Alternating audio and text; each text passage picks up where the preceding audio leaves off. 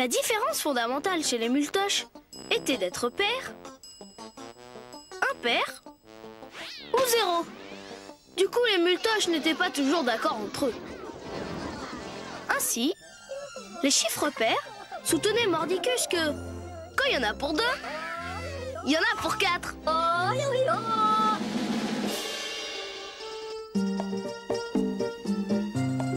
Les chiffres impairs soutenaient, que quand il y en a pour 1, il y en a pour 3.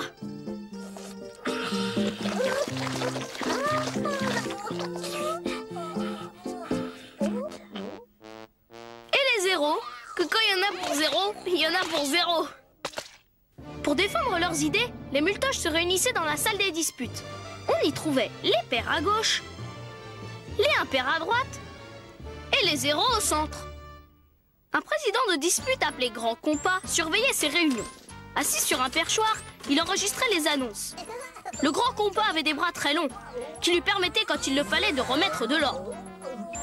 En début de dispute, le Grand Compas donnait toujours la parole en premier aux zéros, qui régulièrement attaquaient par un timide. Quand il y en a pour 0, il y en a pour 0. Les impairs répliquaient. Quand il y en a pour 1, il y en a pour 3. Et les pairs surenchérissaient. Il y en a pour 2, il y en a pour 4.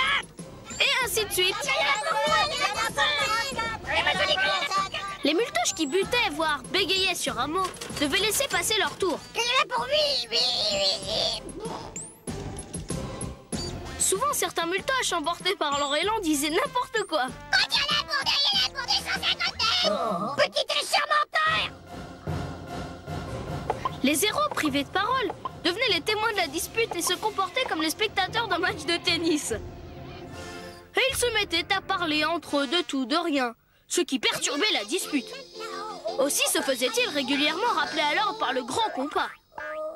Tous les rapports de dispute étaient faits par un grand rapporteur un peu menteur qui n'avait pas de mémoire. Aussi rapportait-il n'importe quoi. 0 plus 0 égale la tête à Toto. Dans son dernier rapport, on pouvait lire « Grande dispute du 31 janvier. Les pairs ont soutenu que qui peut faire, peut défaire. Les impairs, que celui qui peut défaire, peut faire.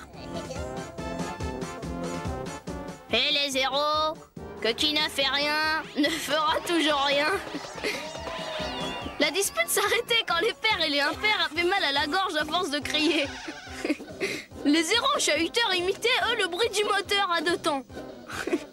Et c'est ainsi que la salle des disputes se transformait en circuit de Formule 1. Et patati et patatoche, c'est fou la vie chez les muletoches.